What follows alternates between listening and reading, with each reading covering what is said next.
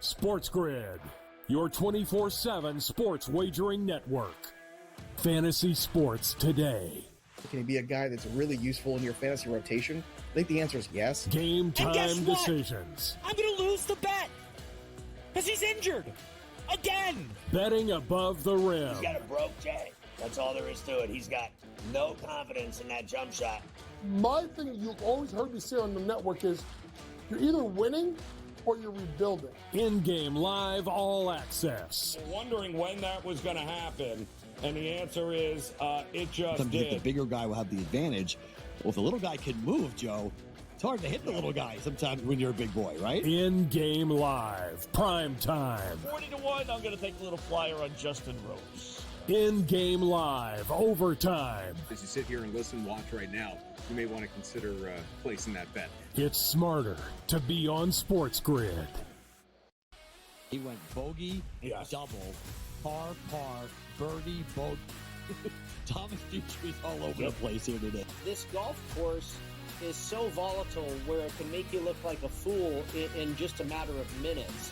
And, you know, you look at a guy like Thomas Dietrich. You know, he's right there tied for the lead or whatever it was, and now he's like 4 or 5 over in the wink of an eye. In-game live, all access, only on SportsGrid. This new sports integrity partnership, Genius Sports, is involved in this. More protection. They said that's going to allow them to beef up their protection and add more integrity monitoring tools to essentially catch bad behavior before it happens. This comes, obviously, after a just ton of scandals we've had across sports betting lately, whether it's the MLB umpire, Pat Hoberg. Newswire, only on SportsGrid.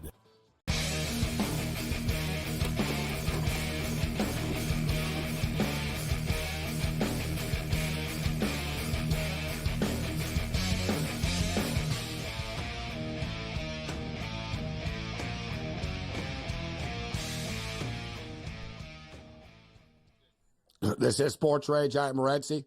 Paul Bovey in the house for a couple of more minutes. For the record, the Aces are blasting the storm right now. 47-32. We're at the half. 47-32. They're laying 12.5 right now. The in-game total is 167.5. The Dodgers and the Rockies are tied at 6 in the top of the 9th. But the Dodgers do have a runner on second base with 2 out. Brew Crew up 1-0 on the Halos. Right now in the bottom of the 6th inning, in-game total is 3.5, and the Athletics are up on the Royals 2-1. End of 5, in-game total 6.5. A's are minus 165. Royals are plus 135. I'm going to jump in on the under 6.5 in-game here, minus 135. Paulo, I know you don't have too much to say about the NBA, but I'll bring it up. I'm getting screwed over by the Mavericks because I really like both series to go over 5.5 games. It wasn't easy to get it in the NHL, but it got there. And the Mavericks just couldn't give us 2 wins. Kyrie Irving was worse than I thought he was going to be. I expected more from Kyrie, but it was wishful thinking that the role players of the Mavericks were going to be good enough, and they just quite frankly weren't. I don't think Boston are some sort of powerhouse great team, but to the best of an average NBA. Yeah, look, Luka was fine. The problem was he was 5 under par on his three-point shooting, but 58% inside.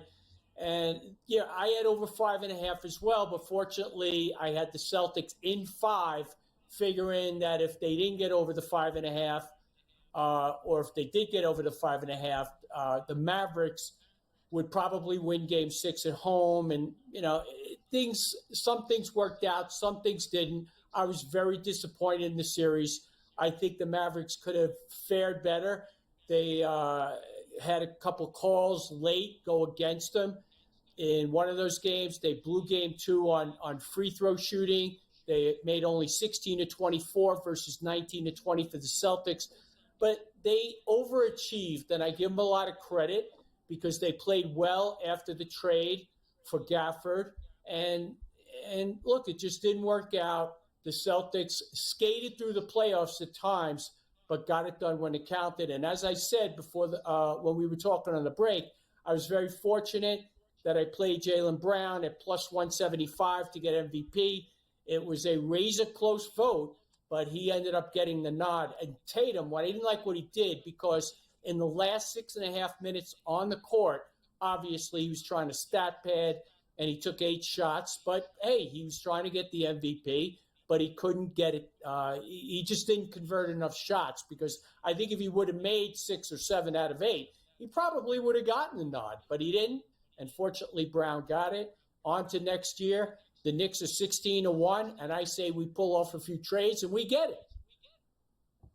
See what happens if you get OG Anunoby back. That's going to be the next thing for the New York Knicks. For the record, Pascal Siakam got a max extension as expected from the Pacers. So good for him. It was a little less than $50 million a year. It was the most that they were allowed to give him. But it was like $192 million or something for 4 years. I actually think the Pacers are a dangerous team next year. I'm really excited to see how they come together. Halliburton's got to find a way to stay healthy and on the court, though.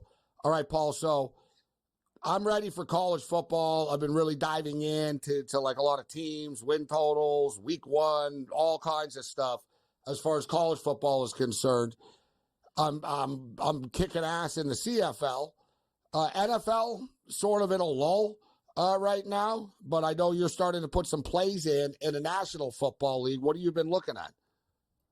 Well, first of all, I want to make a comment on your Bills, who are going to have some issues, some question marks at the receiver position. They gave away Diggs, and I think they're going to really have to rely on Shakir. Now, Shakir, 45 targets last year, 39 completions. But when you look at Scanling, who they brought over, in 370 targets, he's only has 186 receptions in his career. That's not very good. They bring over Matt Hollins. He hasn't done much. They did draft Coleman. It remains to be seen if Josh Allen is going to have enough weapons to compete. I will say that I took a sprinkle, taking one of Cam's terms, on Bryce Young. It's comeback player of the year. He had hold on. Let me touchdowns. just backtrack because you just sort of ripped the Bills, but you didn't give the pick. So you're going Bills under. You just sort of took the shot. You took a bunch of shots at the Bills wide receivers, but there was no pick to follow it up. So I like it. There was no pick. I want to leave you hanging on the edge. I will have a pick. I might have a pick. Look, they are in a competitive division. I think they're better than the Dolphins. They showed that last year. Miami lost several players, brought some over. I'm not convinced that Tua is going to play another full season. So and they're also better than the Patriots.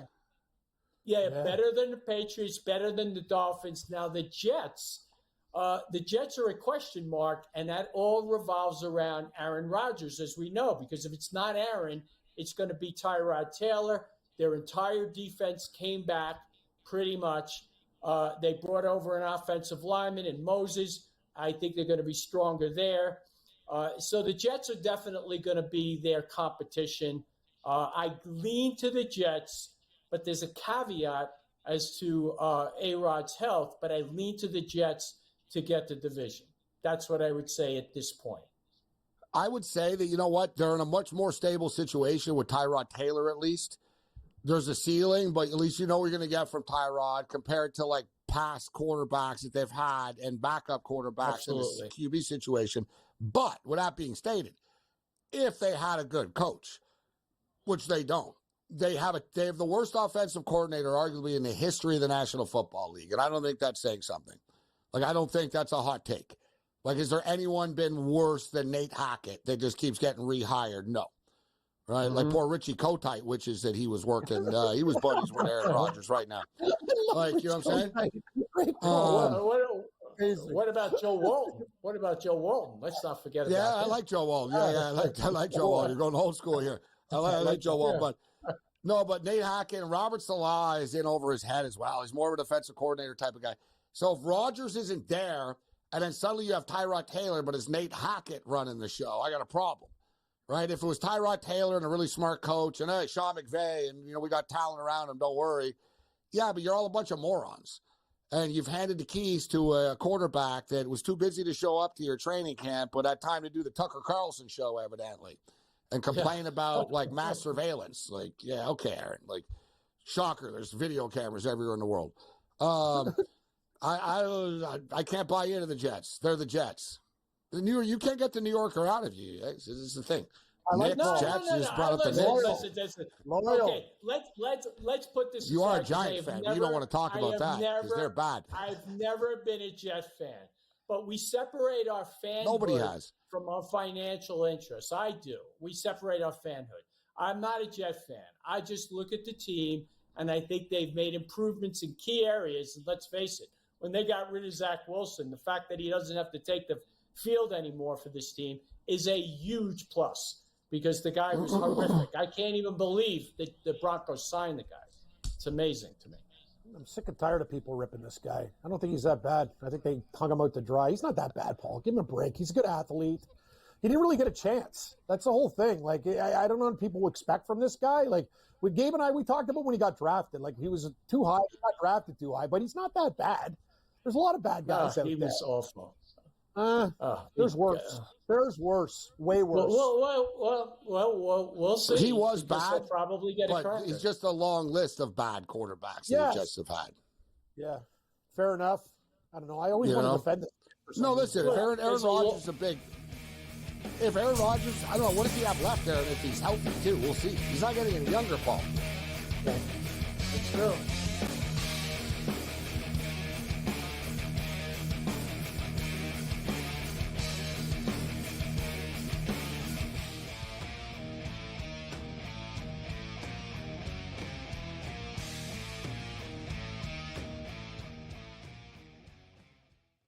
SportsGrid, your 24/7 sports wagering network. Fantasy sports today. Can he be a guy that's really useful in your fantasy rotation? I think the answer is yes. Game time decisions. I'm going to lose the bet because he's injured again. Betting above the rim. He's got a broke Jay. That's all there is to it. He's got no confidence in that jump shot. My thing you've always heard me say on the network is you're either winning or you're rebuilding. In-game live all access. Wondering when that was going to happen, and the answer is it just did. did. The bigger guy will have the advantage. Well, if the little guy can move, Joe, it's hard to hit the little guy sometimes when you're a big boy, right? In-game live, prime time. 40-1, I'm going to take a little flyer on Justin Rose. In-game live, overtime. As you sit here and listen, watch right now, you may want to consider placing that bet. It's smarter to be on SportsGrid. He went bogey, double, par, birdie, bogey. Thomas Dietrich's all over the place here today. This golf course is so volatile where it can make you look like a fool in just a matter of minutes. And, you know, you look at a guy like Thomas Dietrich. You know, he's right there tied for the lead or whatever it was, and now he's like 4 or 5 over in the wink of an eye. In-game live, all access, only on SportsGrid. This new sports integrity partnership, Genius Sports, is involved in this. More protection. They said that's going to allow them to beef up their protection and add more integrity monitoring tools to essentially catch bad behavior before it happens. This comes, obviously, after a just ton of scandals we've had across sports betting lately, whether it's the MLB umpire, Pat Hoberg. Newswire, only on SportsGrid.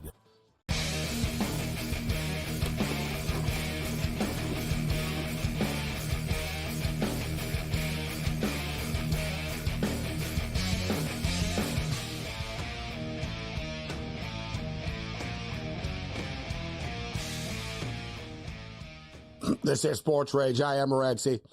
We're kicking it with Paul Bovey, Cam Stewart in the house. We've got Paul for one more segment. George Kurtz is going to step up, and then we got Ian Cameron talking about the NFL.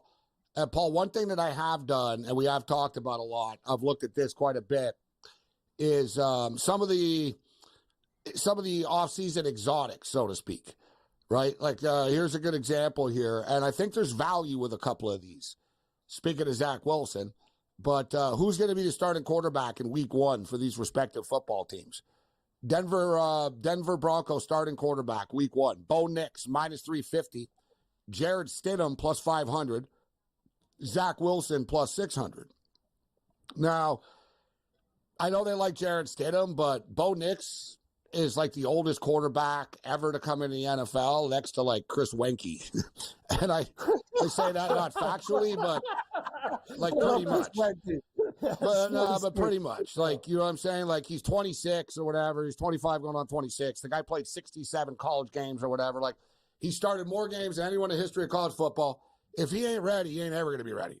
Like, he can't get any, like, this is it. So I would expect Bo Nix to be the guy there at minus 350. The Raiders situation, Gardner Minshew is minus 250. Aiden O'Connell is plus 200. I personally believe that Aiden O'Connell has a chance, Paul, to be the starting quarterback there. I think that it's a fair battle going in. I think they do like O'Connell. I think O'Connell's the option to go to over Minshew personally. But they did give Minshew some money. He's minus 250. This one, I love J.J. McCarthy. He's my guy, but Sam Darnold's going to be the starting quarterback in week 1 for the Minnesota Vikings. It's minus 225 Darnold, plus 175 McCarthy. Jacoby Brissett, minus 370. Drake May, plus 270. This is the one that I like because Daniel Jones is always hurt. Drew Lock to start week 1, plus 400. Daniel Jones couldn't even participate in the last camp. Like, who knows with this guy? He can get hurt in training camp again. Drew Lock is plus 400. And finally, Russell Wilson's minus 900.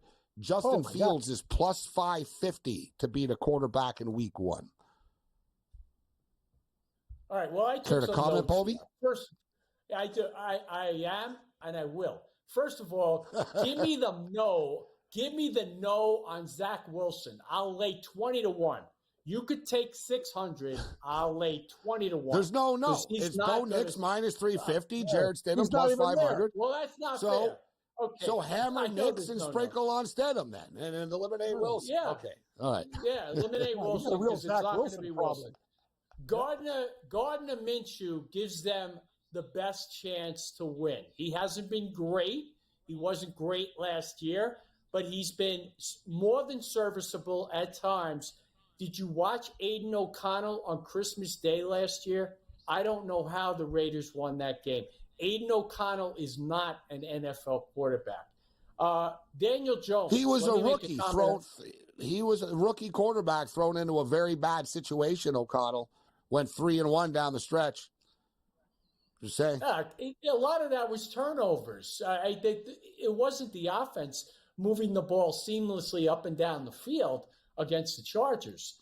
It's Aiden O'Connell is not going to be in the league come 3 or 4 years, and if he is, he's going to be like Chase Daniel. Wow. Chase Daniel, he'll be 36 years old, and he'll play like. Hey, Chase Daniel's got like $80 million in the bank. Yeah. Let's clipboard carrier. Yeah, come on. That's my point. All right, Jones. So Paul says no. All right, so Paul likes Gardner Minshew at minus 250. Sam Darnold, J.J. McCarthy. Okay, that's a tight one. And I actually like the Vikings this year. They made some key acquisitions, Cashman, but that's going to be a close shave there. But probably Sam Darnold, just because he has the experience, and they'll want to give J.J. McCarthy a few games just to hold the clipboard and kind of get acclimated to the system. So I'm going to go with Sam Darnold, even though at 27, he has been a typical Pac-12 bust at this point. I don't think you can call him anything else. As far as Daniel Jones, look, Daniel Jones was a victim of a horrendous offensive line last year. They did bring over some help. They signed 2 players this year. I think they will be better. They have to be better because remember that opening game against the Cowboys, which was atrocious, and that's why Daniel Jones got hurt. But he was a baller the previous year. He ran with authority, and I think Daniel Jones will be in the lineup. The Giants blew it in not franchise tagging this guy and are now committed to him with $80 million of guaranteed money. They're not going to have him sit on the sidelines. This will be Daniel Jones's last year with the New York Giants. That's my call. I don't think Brian Dable, I don't think they like him. It wasn't Dable's choice. It wasn't his guy. And I got to say, you're very critical of all these other quarterbacks and very complimentary of a Daniel Jones who's been in the league for like 5 years now, can't stay healthy, and has had one good year. And I've been a defender of Jones in the past, but he's, you know what, like he is who he is. And maybe he's a good athlete and all this, but he doesn't stay healthy. He can't stay healthy. I think the Giants should have gotten a new quarterback personally. Their line in the draft. They did him no favors. The Giants really blew that by not tagging him. And that's what happens. They could have tagged Jared Goff too. And they gave him all that guaranteed money. So now they're tied to get Jared Goff. The Lions are through 2027. And we don't know if Jared Goff is going to be the quarterback. He may become a victim just like he was with the Rams. Well, I know you guys like him, but we'll see. They're now committed to him. They're now tied to him. There's a lot of pressure on the Lions, though. That is one thing that is true. Like, they paid everybody on the team. Now they're expected to win. I think the Packers are a very dangerous team in that division. But I do agree as far as the Vikings. I see some 6.5s with the Vikings win total, Paul. I do like the Vikings to win 7 or more football games this year. Like, Sam Darnold will be fine until they bring J.J. McCarthy in, and J.J. will be fine once he gets on the field. They can win 8 games, this team, 9 games, 7, 8 games. You're right. It's just that the division is tough, but I believe they can get it. People are ready to give the Bears the Super Bowl.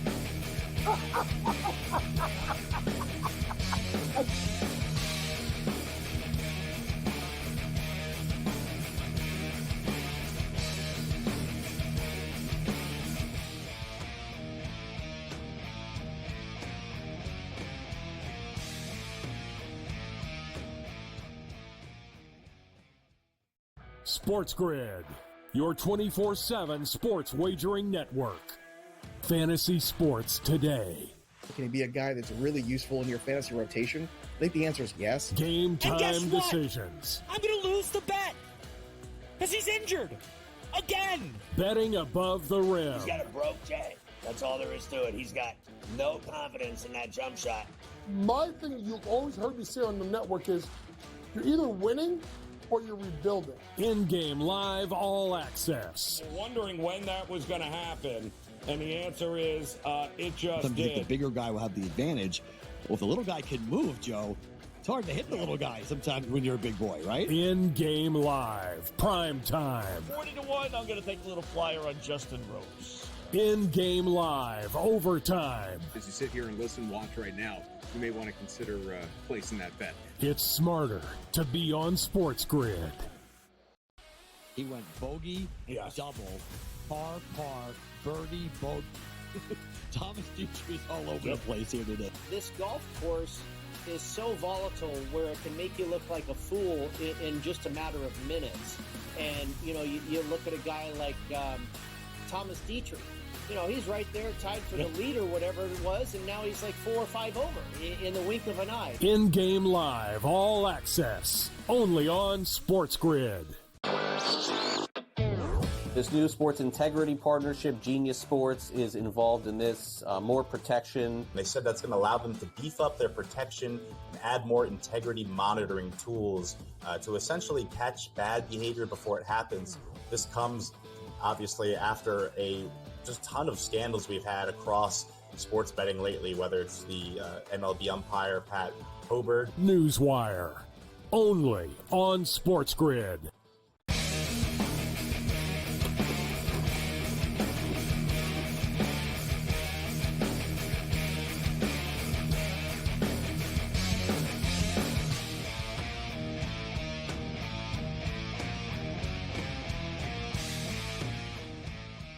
This is SportsRage. I am Morency. Thanks to Paul Bovey for stepping up and joining us. A little football talk and more with Paul. We'll get into some Major League Baseball Stanley Cup action. 66-54 for the Las Vegas Aces. I was hoping for a clean sweep tonight, and I jumped in hard in the WNBA. It's one of those nights tonight. It was a lighter night in baseball. There's a bunch of WNBA games, and I ended up playing 6 picks, a bunch of player props and sides, totals, and everything. And I started off 5-0, and I was like, wow, can I go 6-0? This would be beautiful. I will not go 6-0. I got Jewel Lloyd over 20.5 points. At least it won't be a bad beat. She's got 1 point.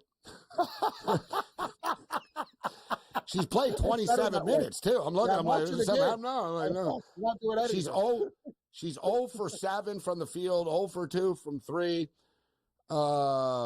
She's hit 1 free throw. Like, she's literally one of the top scorers in the league. I don't know what the hell's going on here tonight. Caitlin Clark tonight. Caitlin Clark, her prop was 17.5, and she was at 16 points, and she hit 2 free throws in the game's final seconds. They actually fouled her and put her on the line, and she hit them both to make her player prop to go over the number. But if you watch Caitlin Clark play, she's like Luka Doncic of like the WNBA. Like, she's turning into, she doesn't score that much. Like, she doesn't want to be a ball hog. And also, she's basically a point guard. So she's setting people up all the time. And she's racking up the assists. But, man, she racks up the freaking rebounds, this girl, too. It's like one of these guards, the balls, they just sort of, they bounce to her all the time. So something to keep your eye on moving forward with Caitlin Clark. There was another couple of, like, really good WNBA secrets. Like this, there's an Atkins girl, Ariel Atkins. She's on the Washington Mystics. Her player prop tonight was 15.5. I think she finished with 27 or 28 at the end. And in the last game before this, she had 29. Like, she's been killing it, except even though the WNBA is more popular now and stuff, it's really people focus in on Caitlin Clark. So there's a lot of other girls besides the high-profile ones, like Vegas and Sabrina and stuff, New York. There's a girl tonight, Keisha Gray. Her rebound prop was 3.5. She had it in the first quarter. I'm like, damn, man, I wish I would have just put like 5 dimes on this tonight. She had 4 rebounds in the first quarter tonight. So we'll start to dive in more to the WNBA props as now that the NBA season is done, especially. But we got a ton of soccer to get to later. Let's bring in George Kurtz right now. Kurtz, good to see you. How you doing tonight? Thanks for wearing a normal shirt. Nice shirt. I'm glad you like the shirt. Listen, I could go out and get a nice, colorful one like you. We got a little flower pot, a little Magnum shirt for you. It's right upstairs. Right upstairs. I can get the other barong. The barong I didn't wear. All right, I can get that. That's right there. A little yellowish big. It looks like I'm wearing shoulder pads with that thing. I can get that for you too. Right? Next commercial, it'll be right out here for you. Was that a Filipino holiday? Because my guys have been. Wasn't there something going on? Was it George or anyway? Sorry, I apologize. No, I thought there was something going on. I don't think my wife really celebrates them, Cam. My wife's a Filipino, for those who don't know. But I never see her go, oh, it's a Filipino holiday today. I don't know any of them. A lot of them are the same as ours. Christmas, New Year's, blah blah. Obviously not July 4th. Fair enough. Fair enough. Not Thanksgiving. A lot of them are same. Yeah, they're big on Christmas. Yes. So my George, wife's Philippines for all of August, by the way. I will be a bachelor for August. Wild times at the Kurtz household. Yeah. So what do you say? You're inviting everyone over for a big party? Exactly. I have thought about it. Why not? The problem is, when we have a party here, my wife does all the cooking. Do I have to cook now? That's a problem. All right, so not you can order out. Party. It'd be a catered party, little Italian food. You could always order out. So we'll get to the hockey, but I took the Baltimore Orioles tonight. I took them last night as well. So we lost last night, but we went back to them tonight. I didn't expect Cole to stay in the game that long to begin with. He went 62 pitches, 4+ innings, 62 pitches. All things considered, though, I think it was a positive sign if you're a Yankee fan from what you saw from Garrett Cole. His fastball was, he hit 97 once. It was, it was like a mile and a half, a little bit off, but it's his first start back. And look at, we'll hit this on the other side, but look at Walker Buehler, George. Walker Buehler comes back and gets lit up, gets blown up. He wasn't himself, and they have to put him back on the injured list right now. So if I'm a Yankee fan, I'm just worried that he just feels good tomorrow.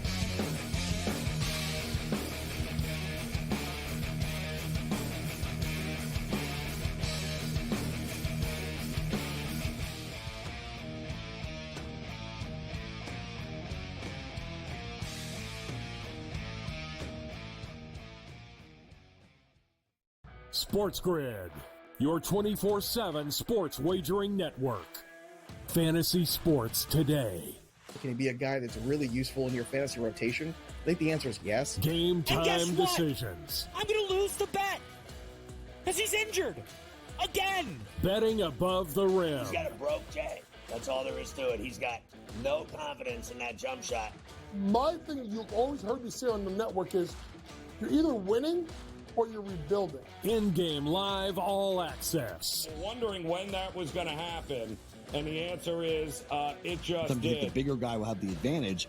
Well, if the little guy can move, Joe, it's hard to hit the little guy sometimes when you're a big boy, right? In-game live, prime time. 40-1, I'm going to take a little flyer on Justin Rose. In-game live, overtime. As you sit here and listen, watch right now, you may want to consider placing that bet. It's smarter to be on SportsGrid. He went bogey, double, par, birdie, bogey. Thomas Dietrich's all over the place here today. This golf course is so volatile where it can make you look like a fool in just a matter of minutes. And, you know, you look at a guy like Thomas Dietrich. You know, he's right there tied for the lead or whatever it was, and now he's like 4 or 5 over in the wink of an eye. In-game live, all access, only on SportsGrid. This new sports integrity partnership, Genius Sports, is involved in this. More protection. They said that's going to allow them to beef up their protection and add more integrity monitoring tools to essentially catch bad behavior before it happens. This comes, obviously, after a just ton of scandals we've had across sports betting lately, whether it's the MLB umpire, Pat Hobert. Newswire, only on SportsGrid.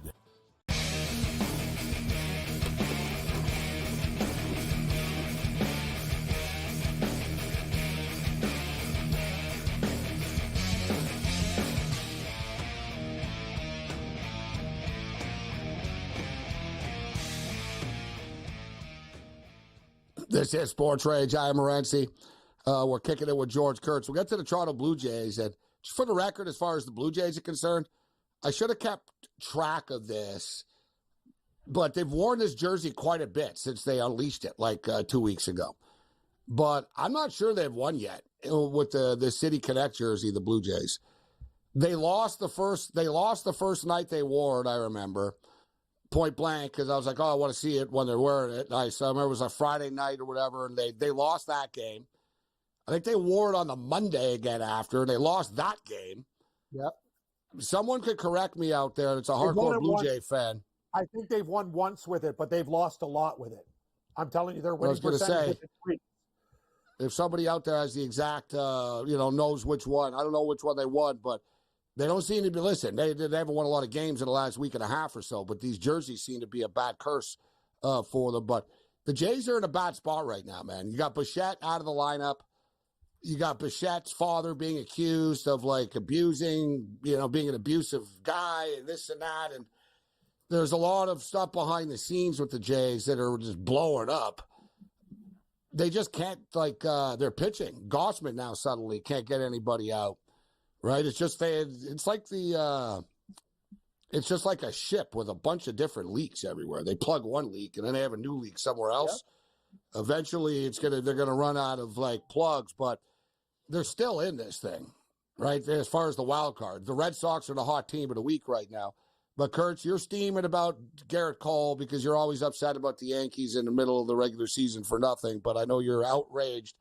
Because, God, he didn't pitch 90 pitches tonight. I don't know what you expected from Cole. So what are you upset about?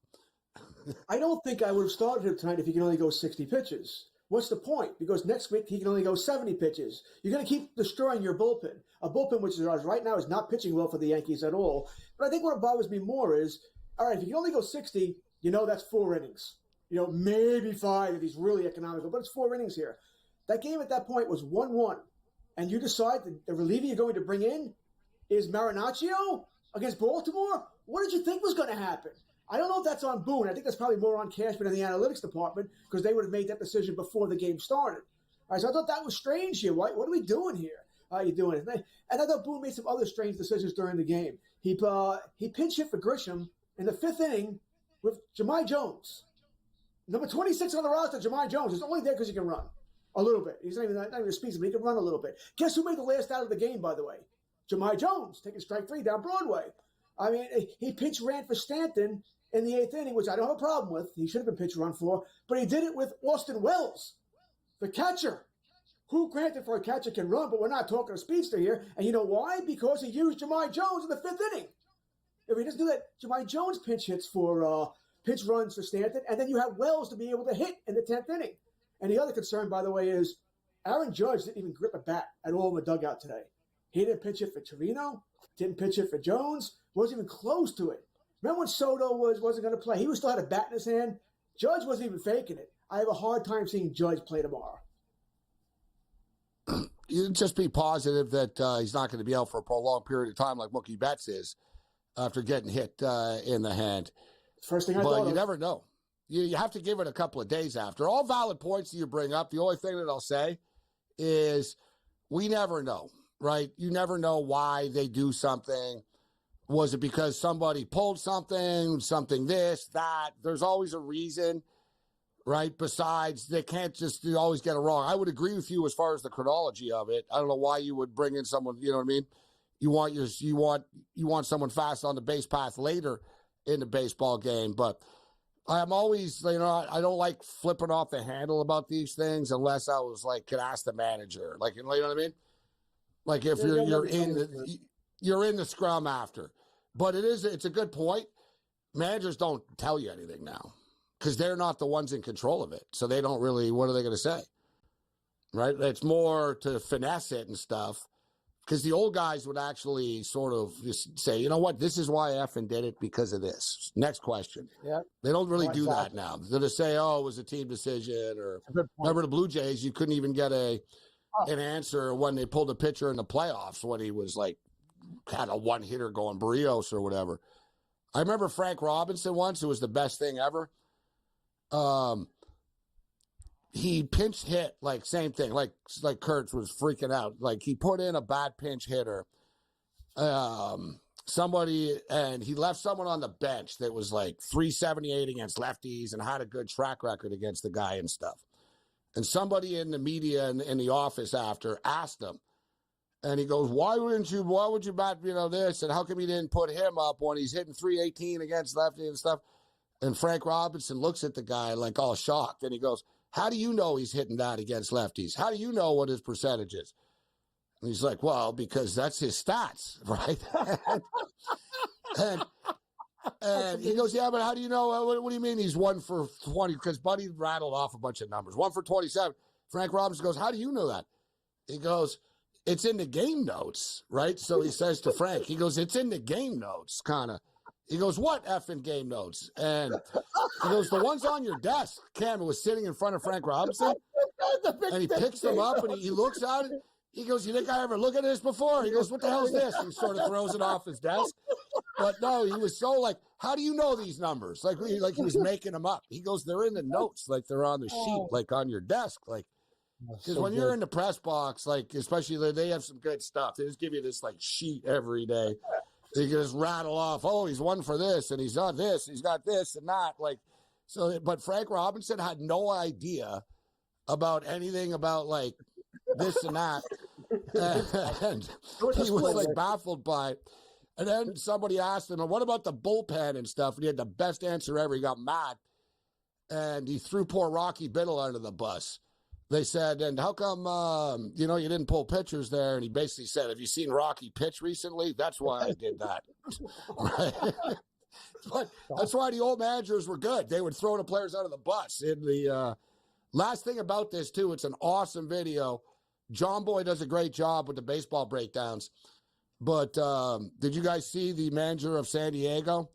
Machado didn't like a called strike 3. And Machado really lost it. It was only the first inning, too. Machado turns around. That's effing, that's a bad pitch. And Machado, looked like he was going to punch the ump. So the manager comes out to sort of chill Machado out. And he tells the umpire, listen, I think you're a good ump, and I think you're doing a great job, but you got to throw me out here. He goes, I don't really want to do it. He goes, you got to throw me out. He goes, I got to. And then the other ump comes over and stuff, and he tells him, too, you guys are doing a great job, man, but, And then he even throws Machado under the bus. He's like, and you can read his lips. Like, there's subtitles in the video. He's like, I don't want to do this. He goes, this guy, man. But he goes, I don't have a choice, you know. And he goes, so I'm going to start swearing at you now. And you got to kick me out, right? And they're like, yeah, sure. So he goes, so finally, he just goes, that was effing right. He goes once. And the ump's like, you're gone. And you see Schilt acts all surprised. What? Like, what do I do? What do I do? Like, who's the biggest acting? No, it's like, dude, Machado's going to see this. And people are all like, oh, Machado's not going to like this. Machado's going to laugh his ass off, bro. Machado's got 328 million reasons, Kurtz and Cam, to be laughing. You know what I mean? To answer your question, Morency, I got one. DJ, one of our fine viewers and listeners, 2 and 3 in the City Connect. I thought it was worse than that. I thought it was 1 and 4. After tonight, 2 and 3. Yeah. See? Yeah, 2 and 3. I never even believed that the Blue Jays, they said after the game, it's the first time that the Blue Jays have been swept this year. I would have lost that bet. Like, God, like the way like the doom and gloom of this team, there's no way I'm like, come on, they have to have been swept before, but no. So 2 and 3. So let's keep the record. Okay. Not to throw DJ out of the bus, but we're trusting his number.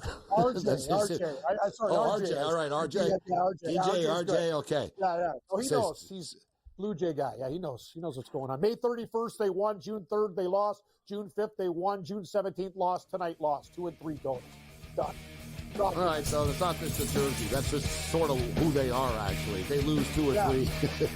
That's right. That's the Blue Jays. And I mean,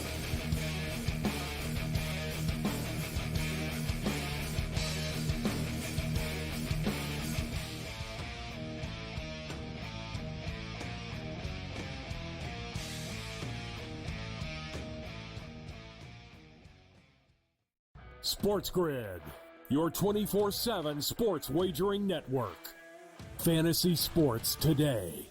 Can he be a guy that's really useful in your fantasy rotation? I think the answer is yes. Game And guess time what? decisions. I'm going to lose the bet because he's injured again. Betting above the rim. He's got a broke J. That's all there is to it. He's got no confidence in that jump shot. My thing you've always heard me say on the network is you're either winning or you're rebuilding. In-game live all access. Wondering when that was going to happen, and the answer is it just Sometimes did. the bigger guy will have the advantage. Well, if the little guy can move, Joe, it's hard to hit the little guy sometimes when you're a big boy, right? In-game live, prime time. 40-1, I'm going to take a little flyer on Justin Rose. In-game live, overtime. As you sit here and listen, watch right now, you may want to consider placing that bet. It's smarter to be on SportsGrid. He went bogey, double, par, birdie, bogey. Thomas Dietrich's all over the place here today. This golf course is so volatile where it can make you look like a fool in just a matter of minutes. And, you know, you look at a guy like Thomas Dietrich. You know, he's right there tied for the lead or whatever it was, and now he's like 4 or 5 over in the wink of an eye. In-game live, all access, only on SportsGrid. This new sports integrity partnership, Genius Sports, is involved in this. More protection. They said that's going to allow them to beef up their protection and add more integrity monitoring tools to essentially catch bad behavior before it happens. This comes, obviously, after a just ton of scandals we've had across sports betting lately, whether it's the MLB umpire, Pat Hobert. Newswire, only on SportsGrid.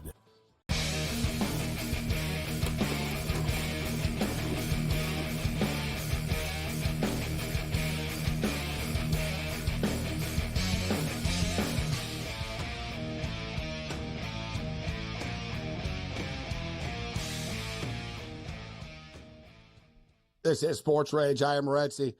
Telling that funny story about the Padres manager. I posted the video. John Boy Baseball. I think it's the Talking Baseball site that did it. I got to tell you, though, John Boy's good at reading lips. I'm pretty good at it, too, but he's really good. And he puts subtitles to everything, too. So the way the manager told him, he's like, listen, you're doing a good job. And, like, the ump was almost like, all right, so, like, do something. Like, we can't just stand here forever. And, like, he wanted to milk it for a minute, right? So he's sort of standing there. The other ump comes over.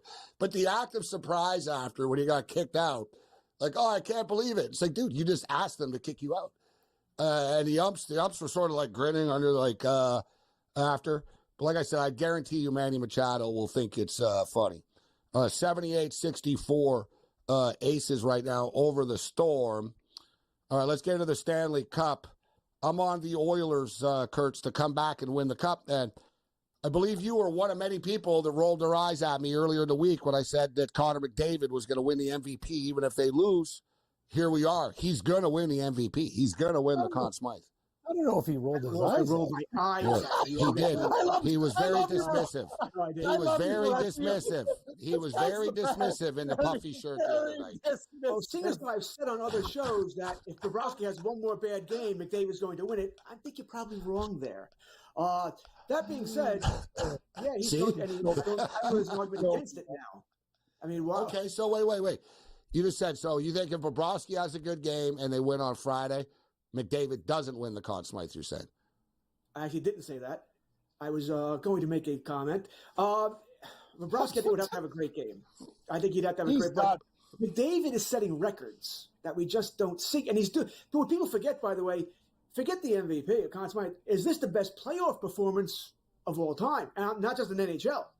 I'm talking MLB, NFL, NBA. No. I mean, who's done better?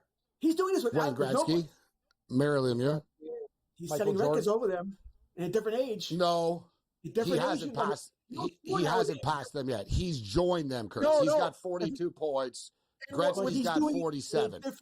With more games, George. With more games. Gretzky did it with less games, bro. Would have to go by points per game. I think Cam's got the better point, by the way. No, but I will agree. No, but listen, that was the one thing. Today, people that were trying to take away from Connor and the 42 and all this, saying, Wayne Gretzky played, in those days there was 5-game series to start off the playoffs. True. And basically, Gretzky got to 47. Gretzky got to 47 in six less games than were Connor's at 42. But who cares? I'm not nitpicking that. But somebody was trying to nitpick that to defend Gretzky. My deal with this is, and no one can dispute this, and in fact, the numbers, I have the number to back it up, but it's a lot harder to score now in the NHL than it was then. Like those games were all 7, 6, and 9. Like they were all like really high scoring games. Like look at, for people tuning in, like just look at the numbers, guys. There were a lot of people that like, what, this guy had 59 goals, this guy had 62 goals. Like goals were aplenty in those days. Anything. Well, what about the breakdown between that? Scoring is down 20% for the record. Correct. From 1987 to now, scoring is down 20% to be exact, Kurtz. I would like to know the percentages of power plays versus in that era versus this era. More power plays now? More spent now compared to then? They let everything go back then, right? They scored more goals. No, that's not true. They didn't let everything go back then. I'm not going to compare that, though. That we can go on, that's like calling baseball. Well, the ballpark smaller was the baseball. I mean, I'm not going to go that far. But it is a valid point. There probably are more power plays now, although I don't know offhand. Well, there used to be a ton of power plays. Gretzky scored 1 million power play points. I think the argument is the fact that there was more goal scoring back then, a lot less nowadays. He's doing this also with nobody. Draisaitl's hurt. Dude, we're going to find out once the playoffs go. He's got a knee injury or an ankle injury or something like that he shouldn't be playing. There were so many penalties and power plays in the 50s, they had to change the rules. Right? The Montreal Canadiens, the rule was you used to have to stay in a box for 2 minutes no matter what. Like even if the other team scored. That's right. I like the rule, Kurtz, actually, to be honest. I agree. To me, that's if you want to bring offense to the game, yes, and without bastardizing things and like baseball, you couldn't even argue. You could say, listen, this is the way it used to be, actually. Don't take a penalty. And if you take a penalty, you're going to pay for it. 2 minutes in the box. And no more icing for free either, by the way. You ice it, bring it back down. Yeah, the Canadians scored like 6 goals once, and it really upset everybody. It was routine. I don't care. Maurice Richard scored a hat trick on a power play, and they were like, this effing team, because the Canadians were winning all the time. They were so damn good, though. They had to change the rules. They're killing everybody. They were so much better. We'll take your power play now. Imagine in that era now, if the Oilers' power play could just stay on the ice all the time. We're like, all right, great, let's stay on the ice.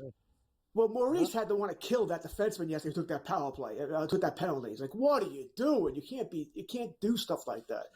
And that started the puck rolling downhill for Edmonton and uphill for Florida. But don't take a I don't care. Don't take a penalty. Don't take a penalty. And I don't understand why we changed the rules. They are rattled, and they're not winning Friday. So they better hope they can win. I guess it's going to be Monday offhand. They keep going 2 days. So they better hope they can win Monday. Oh, I agree with you. So you're taking the Oilers on Friday. I like it, Kurtz. Oilers and over. I would like. I know our Joe Madden is going to the game. I would like to go to that game and experience what. Even though I don't really root for either team, I'd like to experience that. You know, to me, there's nothing like a hockey playoff game in an arena that's going bananas. I remember the Coliseum from the '80s with the Islanders. That place was off the hook, and that's one kind of experience I really, really enjoy. It just you feel the electricity in the air here, and I don't know if Florida's going to be able to escape that. Yeah, I would like to be at that game too. I'm just as a sport fan. Like like I said, the atmosphere. And I was in the building when the Montreal Canadiens won the cup. I've been in a million times in the playoffs and big moments and stuff.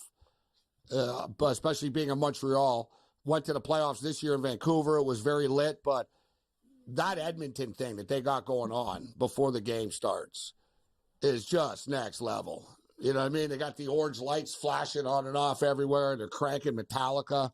Everybody's double fisting it. And there's just they're literally, you can feel the building. You can see the building shake almost. And it's not an exaggeration. Like PK Subban said the same thing. He goes, dude, I played in Nashville. It was loud. He goes, I was in Montreal. We made it to the finals and all this. Never anything like Edmonton.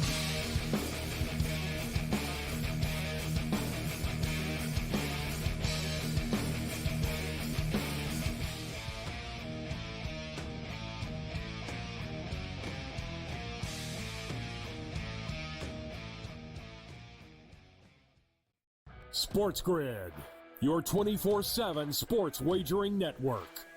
Fantasy sports today. Can he be a guy that's really useful in your fantasy rotation? I think the answer is yes. Game And guess time what? decisions. I'm going to lose the bet because he's injured again. Betting above the rim. He's got a broke J. That's all there is to it. He's got no confidence in that jump shot.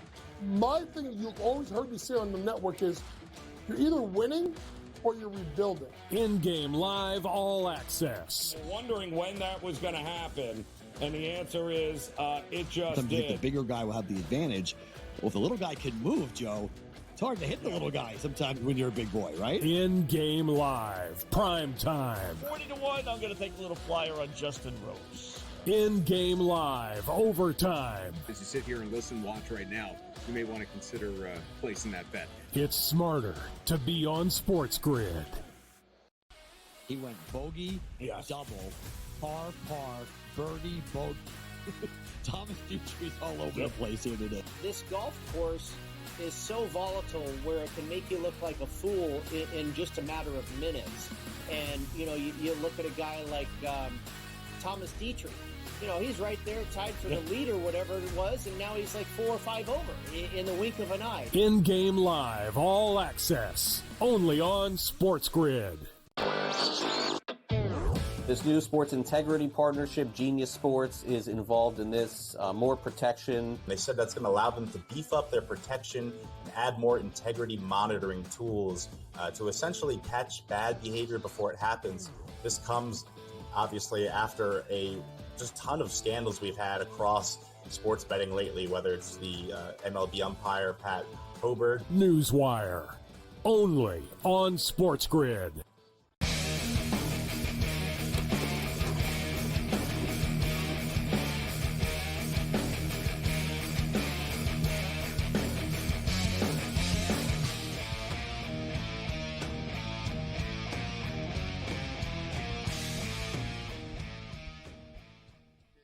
All right, this is SportsRage. I'm Morency. Ian Cameron, a.k.a. Babano, is going to step up in it a little bit later on with us. So George Kurtz says that the Oilers are going to win on Friday, and that's right. The Game 7 would be on Monday after. A little bit awkward, right? It'd be better like Thursday, Saturday, even Friday, Sunday. You know what I mean? Sunday night. What's going on Sunday night? This game should be played Sunday night. Yeah. That was my deal, too. It was kind of silly for the NBA and NHL not to play on Father's Day night. I mean, what are we doing? I don't I don't understand. I brought that up last week. Like, it used to be tradition. Like, Michael Jordan always used to win on Sunday. Like you said, it would be. And Jordan wins Sunday night. Like, people are at home, families are together and stuff. They're throwing these things on Monday night. But unlike the NBA Finals, people will care about this. But Friday night in Edmonton is going to be lit. Like, just the atmosphere in a city, in a Canadian city during the Stanley Cup.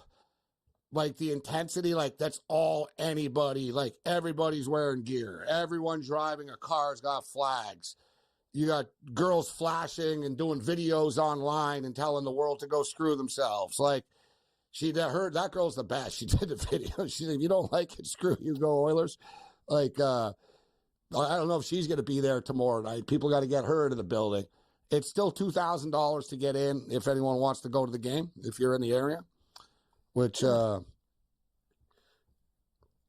would go if I was in the, if you know what I mean. But I'm not flying in and stuff just for a game 6.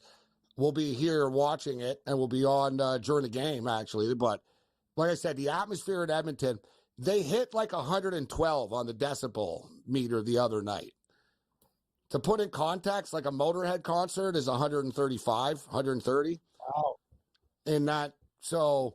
And Motorhead are one of the loudest, if not the loudest, like band ever live consistently. Like it's seriously like definitely like it's 107 is a jet taking off. So like the Oiler fans are louder than an airplane taking off. Then they're moving in on being as loud as Motorhead, which is pretty impressive actually for 18,000 drunks. But they're minus 115 right now. It's come down a little bit. Minus 115 on the money line. Total 5.5. Let's get, speaking of drunks, actually, let's get that video up from Las Vegas, the best of X. It's a good thing you don't drink, Kurt. Yeah, it's a good thing you don't drink, because this is what can happen when you drink too much in Las Vegas. And for the record, this is frowned upon.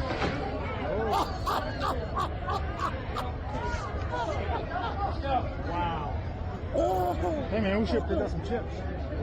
Huh? Shit. Huh? We started up back up. I'm gonna back up here. I don't need back up. Turn them off.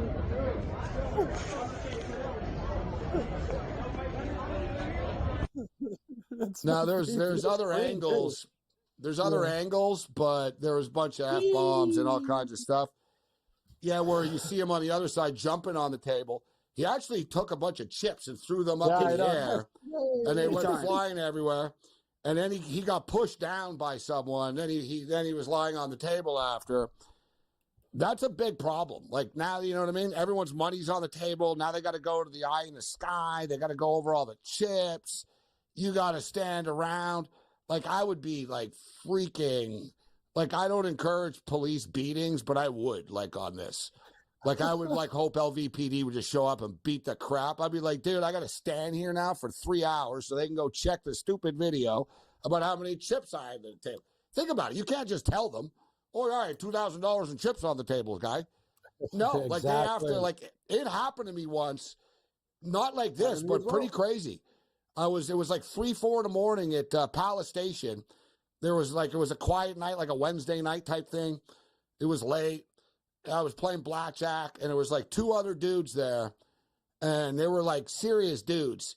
And one of them was this Russian dude, and there was this other guy, and one of the guys got accused of counting cards, and the other Russian guy got pissed off, and like it turned into a big brouhaha, and the Russian guy pounded the table so hard. Same thing. All the chips flew up and like off the table, and the tables are like nailed down and stuff because people will try to flip the table all the time, right? Like so. This guy tried to flip the table and stuff, but he was strong enough to like get it off the floor. So he couldn't get it all the way off, but he sort of like flipped it on the dealer. And it was like right out of a movie. And I was right there with him at first. It started like, if you smile at me one more time after you beat me, that's how it started. The girl kept on smiling, and he said, "White that's me." He said, "Effing, if you smile one more time," and he got up, he tried to flip the table.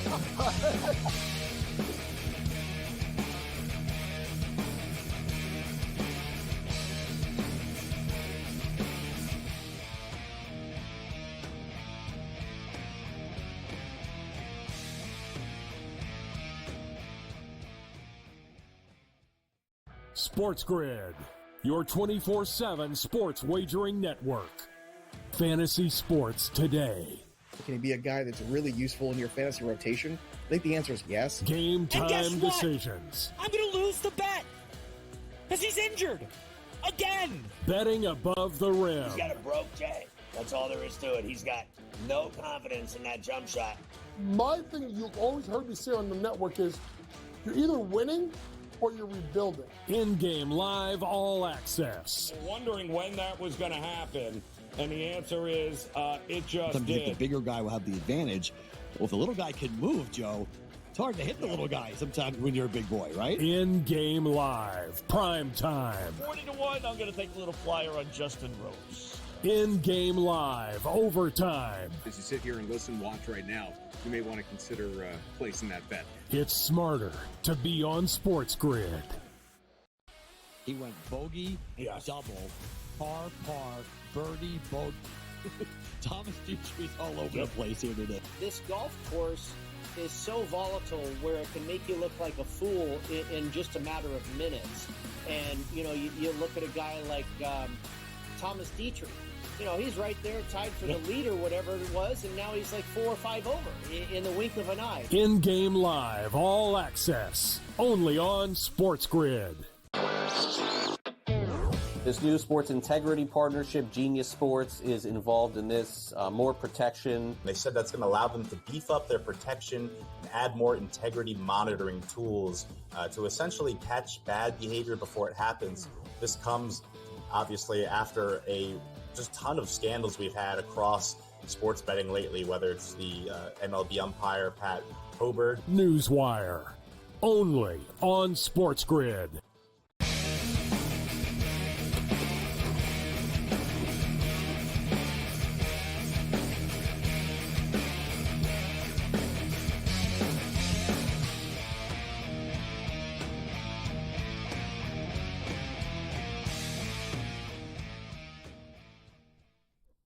This is SportsRage. I'm Morency. So we're talking about Connor McDavid, and I'm seeing minus 150. I know there's a lot of minus 185s out there, but I think it's a nice play here. And I brought it up earlier, Kurtz. This is how I'm rolling. I'm taking the Oilers to win the series at plus 280. And on a separate bet, I'm taking Connor McDavid to win the Conn Smythe. I could potentially win them both, and or I could get a split.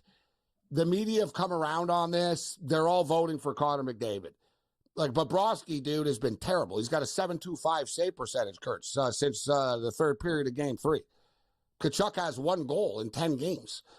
You know what I mean? Like, Barkov. Barkov's a nice player, but really? Oh, yeah, what a Barkov MVP. They're giving it, and you talked about it. Like, they're moving in. People online are talking about, oh, is it more impressive Wayne Gretzky did and stuff like that. I don't think it is, but they've elevated him that high. But I'm telling you guys, it has to happen again at some point. And one thing this is a good question, and I heard some hockey people talking about this today, and they said if the Oilers come back and win, it will be the greatest Stanley Cup win in history. And I'm not ready to give McDavid like that the best player ever thing, but I agree with that one, Kurtz and Cam. I agree with that. This will be the biggest accomplishment and best, exactly. 0-3, coming back against the Panthers. McDavid breaking, like he'll break Gretzky's record if he plays another 2 games, probably. It will be the most iconic Stanley Cup ever. Like, it really will be. I probably agree with everything you said there. All right. Last time this was done is 1942, Cam's Toronto Maple Leafs. Wasn't around for that, so I can't comment on that. But you're down 3-0. McDavid's been fantastic, setting records, and I can't say this enough. He's getting 0 from Leon Draisaitl. 0. All right, Draisaitl could just do anything. It's all McDavid. It's all McDavid. I think it's not a fantastic. I think the only way he wouldn't win Conn Smythe would be if some of the writers are old-time writers and you get that argument, assuming Edmonton loses. All right, if Edmonton wins, it's easy. But if assuming Edmonton loses, well, was it best player or most valuable? Can a player on a losing team be most valuable? You get that They've argument. already made their mind up with that. Way. I'm telling you. It's McDavid and fringe I think it's McDavid anyway. Connor Brown has been fantastic, by the way. That guy's played. What like, if Bobrovsky wins a 1-0 shutout on Friday or Monday? That might change things. It would need to be on Friday, and it would have to be like he needs to have like 52 saves type of deal. I agree. You know what I mean? agree. And he's not Like they win the cup. Yeah, they win the cup. It's 1-0, and it's like, all right, we were going to give it to McDavid, but give it to the goalie. Like, you know what I mean? Like maybe. I have a ticket on Bobrovsky. You're going to lose that. I have two. Listen, I had Florida in 6 or 7. I should have cashed out. Let's win one of these. Yeah. I hope you lose. Sorry. I'm going to go oil. I'm going to hedge. I'm going to bet Edmonton on Friday anyway. All right. I'm not going to go for broke. I can't see Edmonton losing Friday. Maybe they lose Monday. I can't see it Friday. I'll be on Edmonton and the over on Friday. Any Euro Cup picks for you here, Kurtz, tomorrow? Sure. Who's playing? What's your nationality besides U.S.? Like, what's your background? Irish? Oh, yeah, I'm Irish, man. I don't think we're very good at soccer. No, you're not in you didn't make the Euro Cup. Sorry, you didn't qualify. Damn. We're not that. George Kurtz. I am Gabriel Morency. This is SportsRage. Level 3 has begun to pitch the players, the hustlers, the people that bust them, and everybody else in between. We got Ian Cameron stepping up in a couple of minutes. We're going to blast through a bunch of picks here in the next hour, in which we'll get to the Copa America. Argentina plays Canada tomorrow night. It's a soccer spectacular all day long with Slovenia, Serbia, Denmark, England. You want blue bloods? We got Spain and Italy. You got Messi taking on Team Canada tomorrow in Atlanta. 71,000 people in the house. We got the College Baseball World Series. The Tennessee Volunteers have punched their ticket into the final. And before we get George Kurtz out of here, George, this will be the last time that we speak before the Stanley Cup final. So your prediction is that the Edmonton Oilers extend this to 7 games. Yeah, I think I'd be surprised if they don't now. I'll take Edmonton. I think it's going to be we've gone, 3 straight games over? So I think we'll make it 4 games over as well here. Oilers in the over. I don't think Florida's played terrible, by the way. Last game was extremely entertaining here. But winning in that atmosphere, in that building, I just don't see it on Friday. So McDavid has played great, and he gets this team to a Game 7. Man, Game 7 will be absolutely electric and crazy if it gets to a Game 7. But I tell you what, the Canadian curse hangs over the Edmonton Oilers, and Canadian teams have been in this situation before. You almost get the feeling it'll just be the ultimate pain and ultimate heartbreak for Edmonton Oiler fans on Friday night. But for whatever it's worth, the Edmonton Oilers have never nobody's ever won the Stanley Cup on their ice before.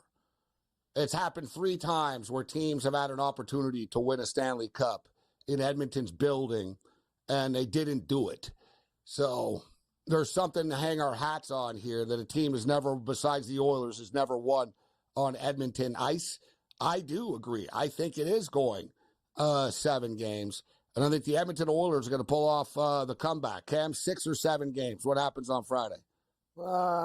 Somebody's got to be the heel on this show. I think the Florida Panthers go in there and ruin everybody's party and just absolutely make everyone sick, and they find a way to get it done in 6 and celebrate on Edmonton's ice.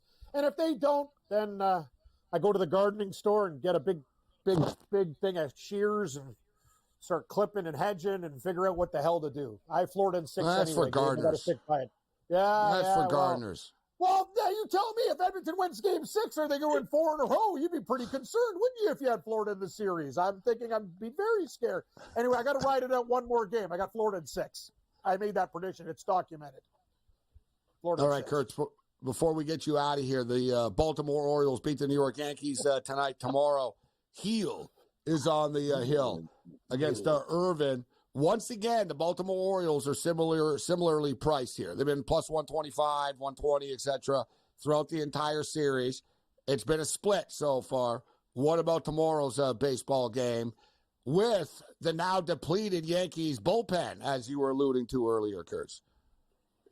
Not only is it depleted, it's just not very good. They're being very careful with Hill now. He's also not going to go deep into the game 5-6 innings. He throws a lot of pitches as well. He walks better, so that's a problem for him. I'm going to be on Baltimore tomorrow. I know I should bet it now because that price is going to change if Judge is out of the lineup. It's a 4 o'clock game tomorrow, so I'm going to try and stay on top of this and get a feel for it. But I don't think Judge is playing tomorrow, so I'm going to take the Baltimore Orioles. Yankees I know they scored some runs tonight, but they played horribly. 3 errors tonight. Give me Baltimore tomorrow. I think Baltimore takes 2 out of 3. They've now only lost to the Yankees twice in 6 games so far this season. Before we get you out of here, Willie Mays. We didn't get your thoughts on Willie Mays. You're a big baseball fan, Kurtz. Any Willie Mays love for you?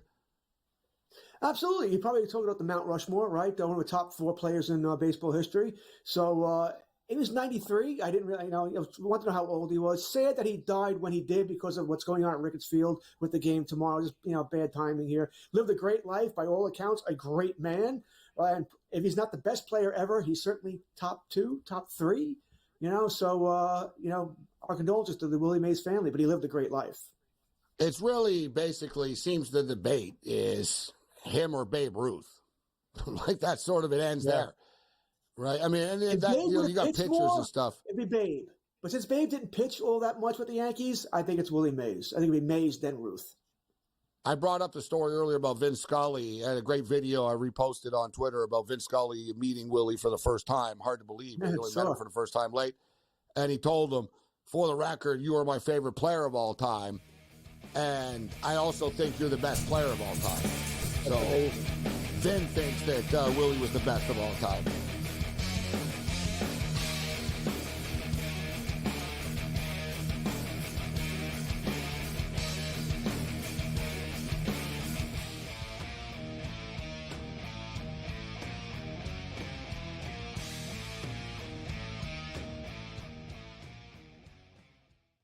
SportsGrid, your 24/7 sports wagering network. Fantasy sports today. Can he be a guy that's really useful in your fantasy rotation? I think the answer is yes. Game time decisions. I'm going to lose the bet because he's injured again. Betting above the rim. He's got a broke J. That's all there is to it. He's got no confidence in that jump shot. My thing you've always heard me say on the network is you're either winning or you're rebuilding. In-game live all access. Wondering when that was going to happen, and the answer is it just Sometimes did. the bigger guy will have the advantage. Well, if the little guy can move, Joe, it's hard to hit the little guy sometimes when you're a big boy, right? In-game live, prime time. 40-1, I'm going to take a little flyer on Justin Rose. In-game live, overtime. As you sit here and listen, watch right now, you may want to consider placing that bet. It's smarter to be on SportsGrid. He went bogey, double, par, birdie, bogey. Thomas Dietrich's all over the place here today. This golf course is so volatile where it can make you look like a fool in just a matter of minutes. And, you look at a guy like Thomas Dietrich. He's right there tied for the lead or whatever it was, and now he's like 4 or 5 over in the wink of an eye. In-game live, all access, only on SportsGrid. This new sports integrity partnership, Genius Sports, is involved in this. More protection. They said that's going to allow them to beef up their protection and add more integrity monitoring tools to essentially catch bad behavior before it happens. This comes, obviously, after a just ton of scandals we've had across sports betting lately, whether it's the MLB umpire, Pat Hobert. Newswire, only on SportsGrid.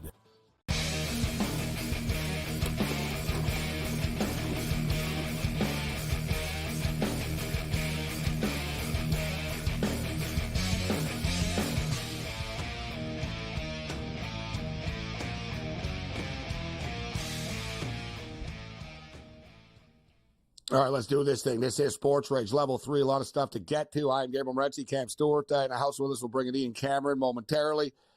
Tomorrow, massive day tomorrow for soccer fans, as we've got 3 big-time games in the Euro Cup, and then Argentina and Canada. The Copa America begins tomorrow, so 4 games all day long. Starts early in the morning, 9 a.m. Eastern time, 6 o'clock Pacific, and anybody who's been watching the Euro Cup knows this stuff has been crazy. Ton of drama in these matches. Underdogs are hanging around. You can't take anything for granted. The stakes are extremely high already as far as qualifying is concerned. So Slovenia and Serbia are up first. Denmark and England at noon Eastern, 9 Pacific. This is must-see TV. And I tell you what, I think the Danes are going to hang around in this game. England were favorites. We all talked about England coming into this tournament being the favorites and stuff, but England are the Dallas Cowboys and, the whatever role, these teams that are always favored but never win. And this isn't England's best team. They have a ton of injuries and stuff. I wouldn't be shocked if they won the World Cup in 2026, as crazy as it sounds, but they're going to be in tough against the Danes tomorrow. And I'm going to put together a parlay here over the next couple of minutes live. And we're going to take some alt lines here. Give me like Denmark plus, we'll see if we can get some 1.5 rolling like we do with some of these hockey parlays at times. Spain and Italy, classic blue blood special. The defending champion Italians are plus 260. The Spaniards are plus 115. For the record, I picked Spain to win the tournament before it started, and they're plus 750. They were, 800 plus 750 before. They're the same thing right now. But if they win tomorrow, the odds are going to change. So if you want to get in on that, the time is now. And then we'll get all our best bets in later. And then we got Argentina and Canada. And I'm trying to talk myself into the fact that Canada is going to shock the world and beat the Argentinians tomorrow, or at least cover like plus 1.5 or 2.5 goals. So we'll put together the parlay. Let's bring in Ian Cameron, a.k.a. Babano, who the soccer's so good right now, even Babano's watching it. What's going on, Babano? I actually am watching some of this stuff, the Euro 2024. It's actually been pretty solid. You just like the British announcers. Yeah, I do. I like Peter Drury. I love that guy. That guy does a phenomenal job. I don't care that it's soccer. I don't care that it's soccer. He's great. He does an awesome job. I am definitely into Canada, though, tomorrow night. Is it a prerequisite, though, I will watch every second of it tomorrow night at Copa America.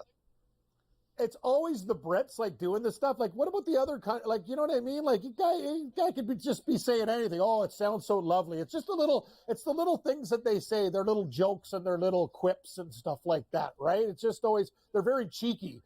That's the thing. What did you hear his call? He did the Portugal game yesterday, off the bench and into the headlines for the guy that scored the game winner. I mean, that's poetic. It's a great call.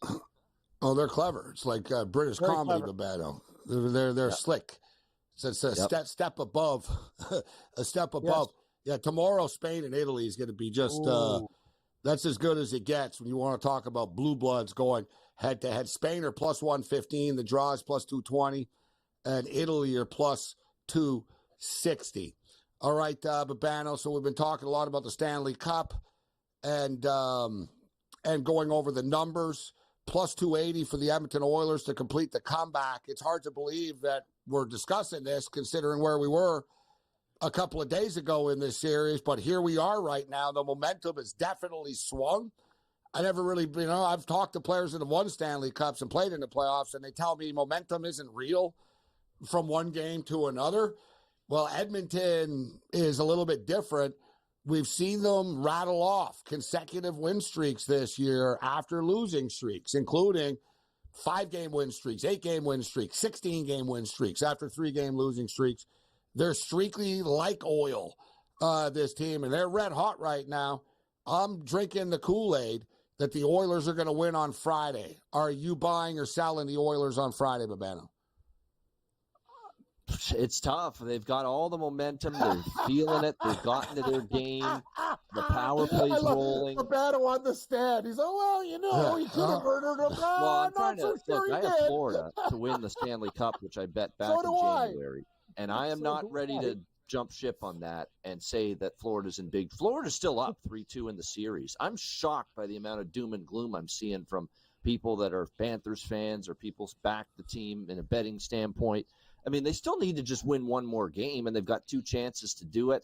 I think they got a chance to end it in Game 6. I really do, even though Edmonton has won 2 games in a row. The key for Florida is they can't give up an early goal. They can't give up a shorthanded goal again. That's 2 games in a row they gave up an early goal and an early shorthanded goal to Edmonton. And look what we've seen when Florida's trailing. They have to open up the game. They can't play, tight defensive hockey anymore. They have to open things up. It leads to Edmonton get their rush game, and the rush chances start to flow. The speed becomes engaged for Edmonton because Florida's got to open up when they're trailing, and that's when Edmonton's done their damage, and their power play has started to get going. For Florida, get the first goal. If you do that on Friday night, you're going to put yourself in a position. I like Florida team total. I don't know about the money line. I lean that way, but the one thing that's been consistent in this series, guys, is aside from Game 4 when they got blown out, Florida has scored at least 3 goals in every game in this series. I'll take their team total over 2.5 minus 135.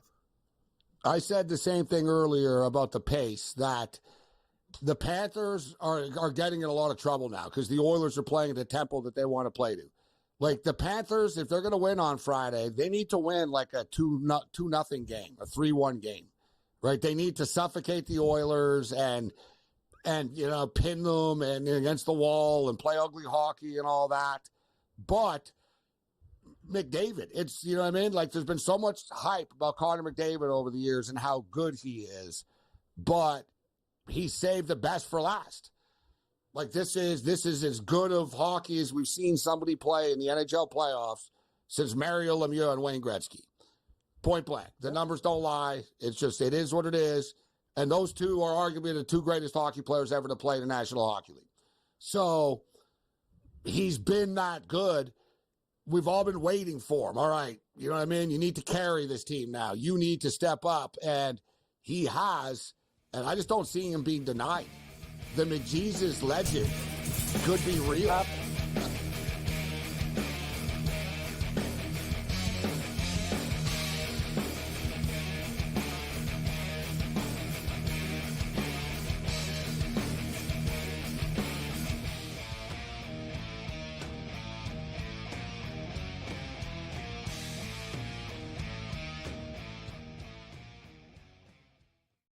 When it comes to betting on sports, injuries matter, and Sports Injury Central has you covered all year long with expert injury analysis and injury-based picks for the NFL, NBA, and MLB. Our former pro sports doctors have unmatched experience to analyze every injury so you know the impact of the player, team, and their upcoming matchup. Whether it's articles, podcasts, player insights, or our patented injury scores, Sports Injury Central will help you keep up with your fantasy team and make more informed wagers. So make sure you follow Sports Injury Central and gain an edge at sixscore.com.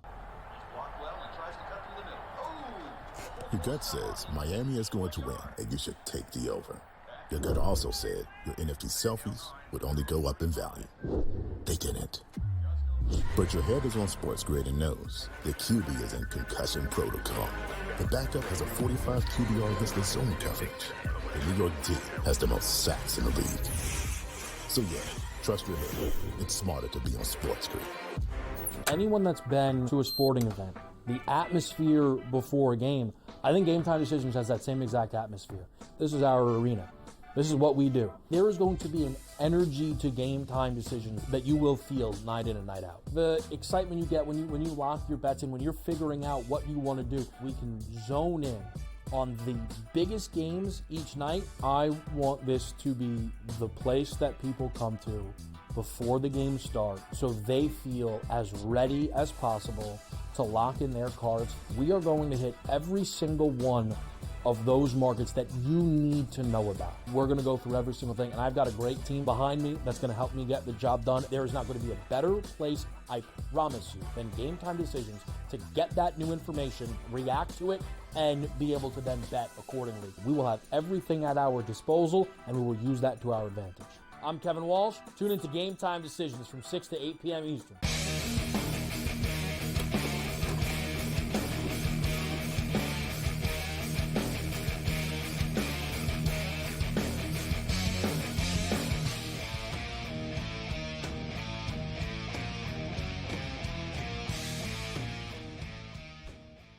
This is SportsRage. I am Morency. We're talking about Connor McDavid, who some have called McJesus in the past. Yet, if he actually was able to pull off a 0-3 comeback and lead this team to a Stanley Cup, the legendary status would be, second. Like I said, he's already joined Gretzky and Lemieux as far as, putting up numbers. Can he finish off this comeback? But he set an NHL record for most points in a 2-game span in the Stanley Cup final with 8 in the last 2 games.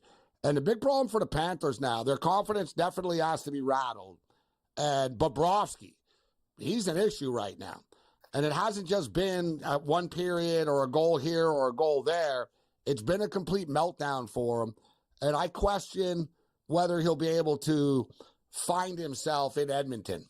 I don't think it's an ideal spot. I think if you're the Panthers, you hope for the best and then hope that, all right, on Monday night back in Florida, we hope that he just sort of, he can't have 4 bad games in a row, can he?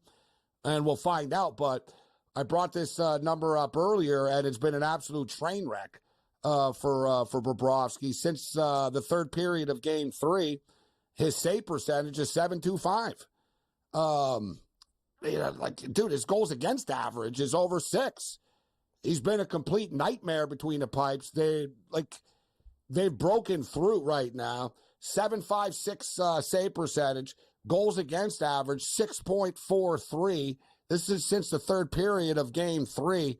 It's been an onslaught, and I would expect it to continue, Benno and Cam. A lot of people are talking about, look for the Panthers to, come out strong and stuff like that.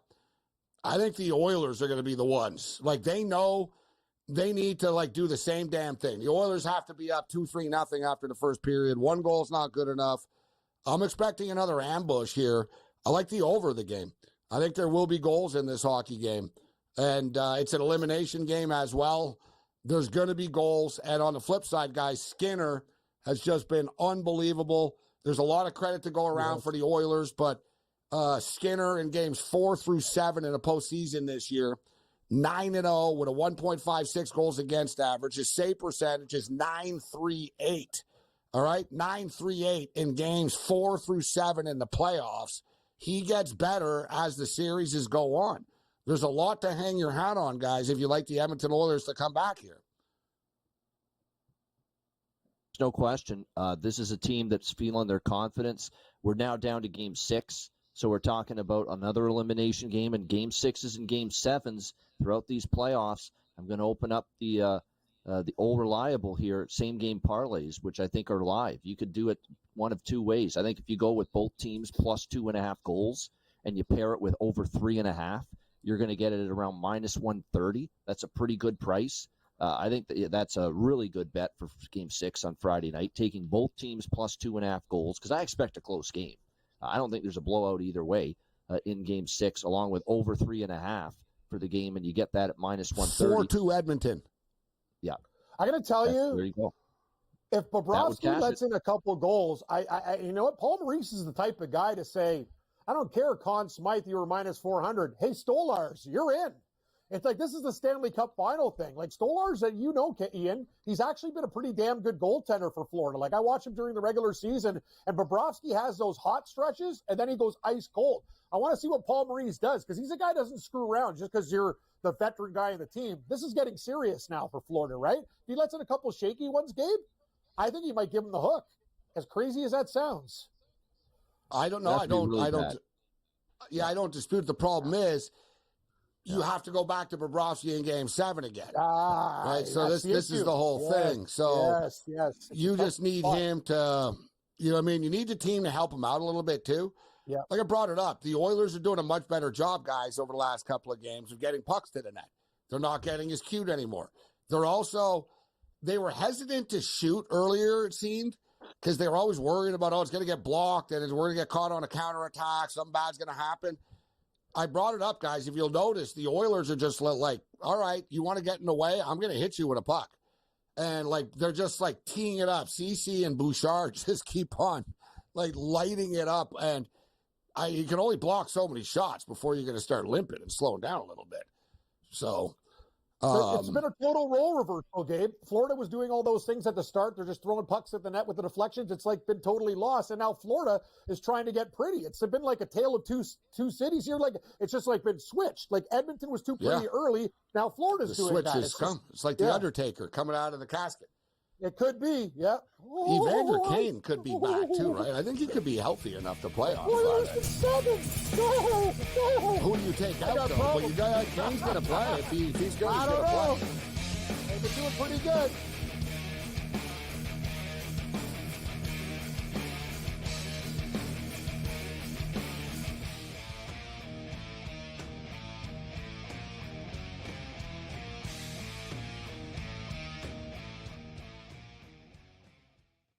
SportsGrid, your 24/7 sports wagering network. Fantasy sports today. Can he be a guy that's really useful in your fantasy rotation? I think the answer is yes. Game And guess time what? decisions. I'm going to lose the bet because he's injured again. Betting above the rim. He's got a broke J. That's all there is to it. He's got no confidence in that jump shot. My thing you've always heard me say on the network is you're either winning or you're rebuilding. In-game live all access. Wondering when that was going to happen, and the answer is it just Sometimes you think did. the bigger guy will have the advantage. Well, if the little guy can move, Joe, it's hard to hit the little guy sometimes when you're a big boy, right? In-game live, prime time. 40-1, I'm going to take a little flyer on Justin Rose. In-game live, overtime. As you sit here and listen, watch right now, you may want to consider placing that bet. It's smarter to be on SportsGrid. He went bogey, double, par, birdie, bogey. Thomas Dietrich's all over the place here today. This golf course is so volatile where it can make you look like a fool in just a matter of minutes. And, you know, you look at a guy like Thomas Dietrich.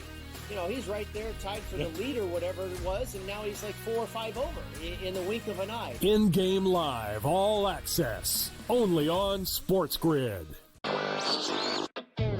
This new sports integrity partnership, Genius Sports, is involved in this. More protection. They said that's going to allow them to beef up their protection and add more integrity monitoring tools to essentially catch bad behavior before it happens.